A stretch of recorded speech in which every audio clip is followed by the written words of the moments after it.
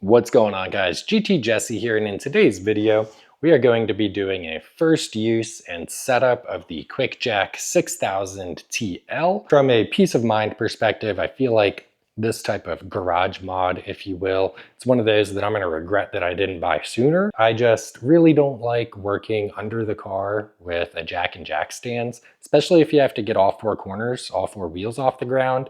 It's just always been a little bit sketchy, but I'm super happy that I have it now and excited to show you guys what it's all about. So let's go on ahead, jump right in. Let's check our inventory. So 2 frames, obviously, 1, 2. We have 2 frame positioning handles. Okay, 3, 4 frame positioning handles. We have, or should have, the power unit, operation manual, which we have, 2 long hoses, 2 short hoses, 4 medium lift blocks, and 4 tall lift blocks. So let's see. Power unit, 8 blocks, 2 different heights. Hose, hose, hose. Are we missing a hose? The 2 long hoses come in individual bags, and the 2 small hoses come zip tied together in one bag with some fittings, and then looks like some kind of cap here. So I was worried for a second there that we were short on parts and we were gonna have to pause the video, but fortunately we've got everything we need. So let's go back to getting everything set up. All right, so next step is connecting the short hoses. All right, so this is where we connect the short hose. So it has a little bit of a cap on it. And then we'll just screw this guy on.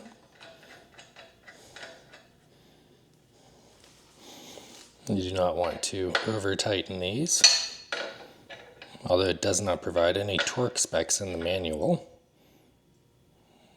So just a little ooga-dooga. There we go. Okay, we'll go to the other side. Next up is to pressurize each of the springs to 50 psi. So they do have this valve stem cap that was on here. So you just take that off. I'm going to screw my Schrader valve on, and then I will turn on my air compressor. And obviously, you know, you could probably even use a bike pump for this if you wanted to, but I will not because I have this handy dandy thing.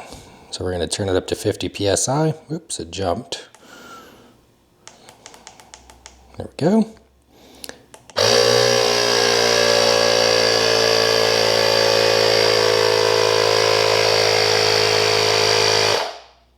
Just like that. Easy peasy, lemon squeezy.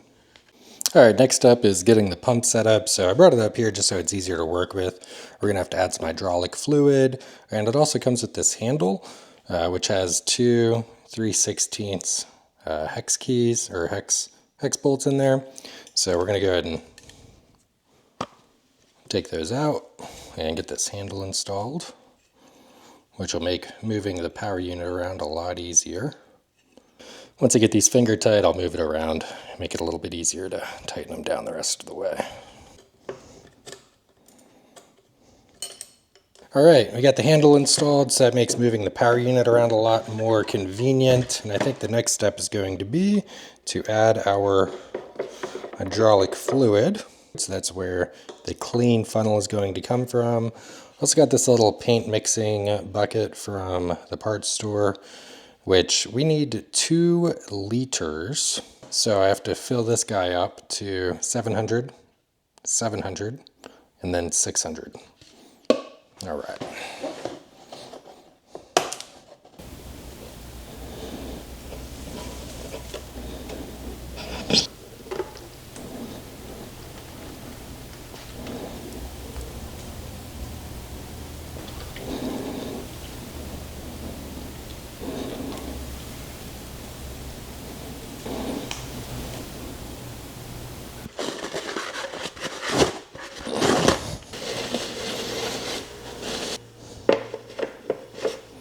Obviously, do not over tighten that because it is metal and plastic, so probably strip that pretty easy. It says, before use, always loosen breather vent to prevent pump damage. Okay, I guess it makes sense because it's pumping the fluid through the system, there needs to be a place for air to go. All right, next it wants you to lubricate the fittings.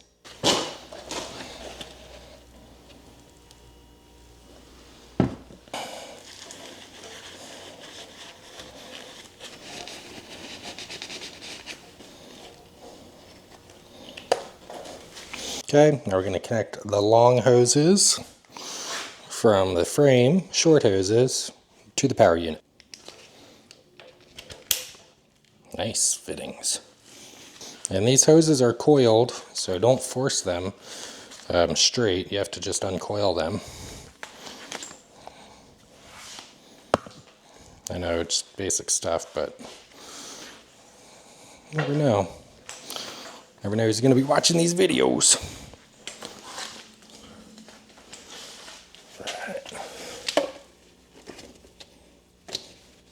Probably ought to lubricate those fittings as well.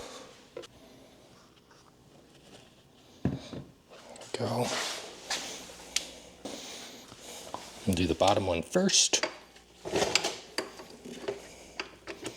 we go. This is super satisfying for some reason.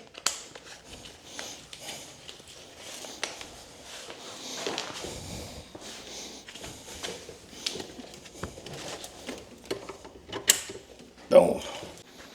All right, so next step is kind of tricky. You're supposed to bleed both of the jacks.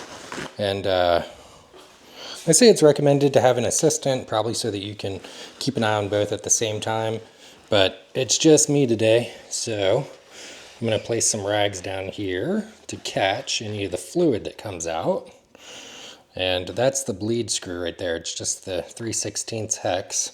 And all we have to do is loosen that on both sides and then press the up button on our control. And guys, if you've gotten this far and you're still watching the video, just don't forget in the quick start guide it says to never raise your jacks without a vehicle on them, because you may not be able to get them to go back down. And that makes sense because they're pressurized, hydraulic systems, so they need a lot of weight to lower them down safely. So that's what we're gonna do. We got everything plugged in. We've got our switch. We're gonna loosen the bleed screws, both sides, and just a quarter turn. Ooh, those are tight.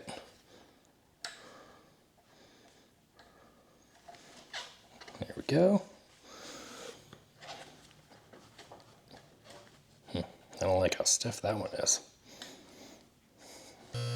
It's pumping the fluid through the lines, it's pushing the air out, and eventually we're going to start to, whoop, so maybe I have to open these a little bit more.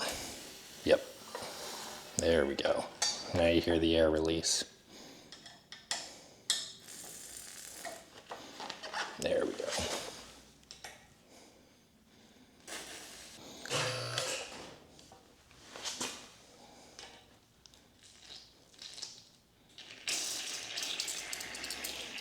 See how it's foaming like that?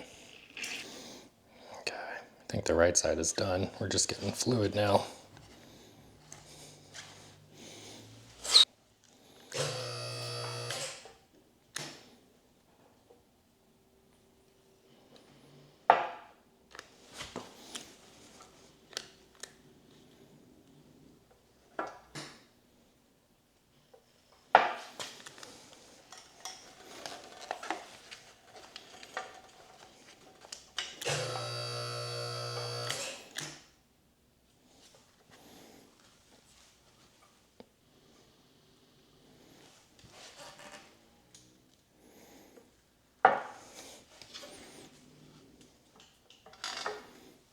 All right, I think that's it.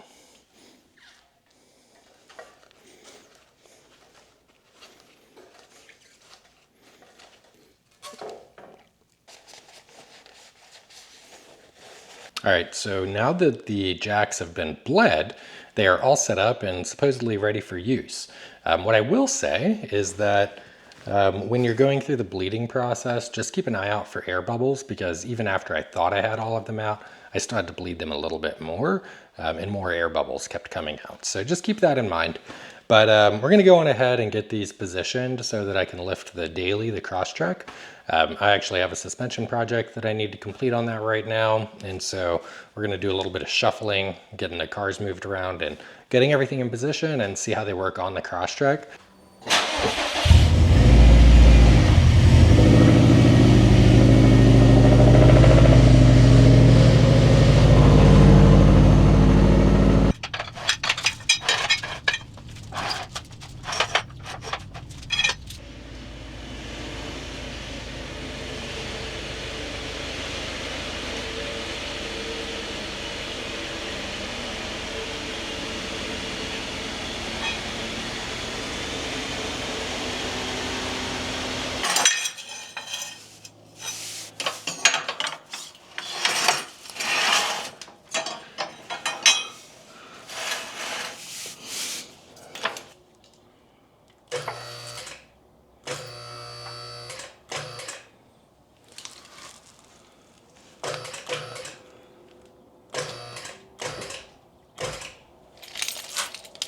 Okay, so we've got contact on that jack point.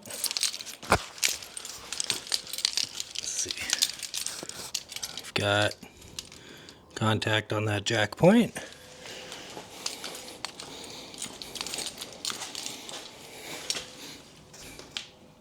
Contact on that one.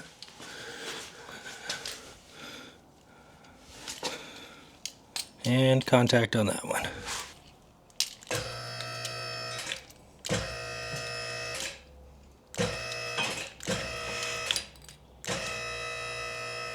Car is off the ground now.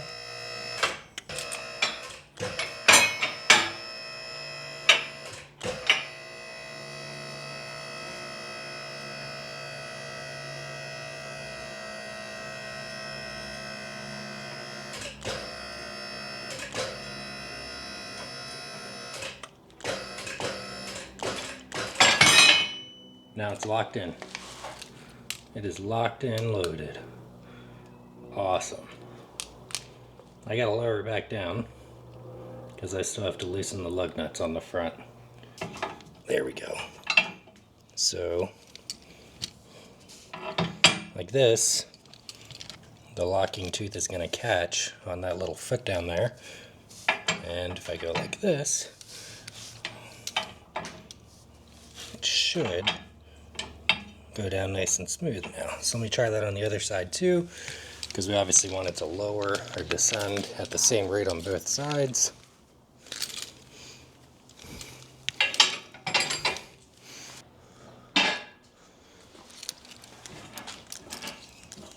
Perfect. How's the other side?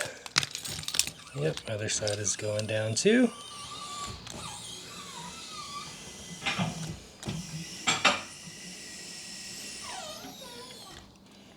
Dang. Alright, we also have contact, so gonna leave it there, loosen the lug nuts, get to work on these control arms.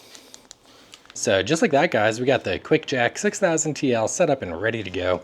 As it stands, I was probably out here for about 2 hours, but I was also filming and stuff, so if I were just trying to crank this out, probably would have had it done inside an hour, maybe 45 minutes.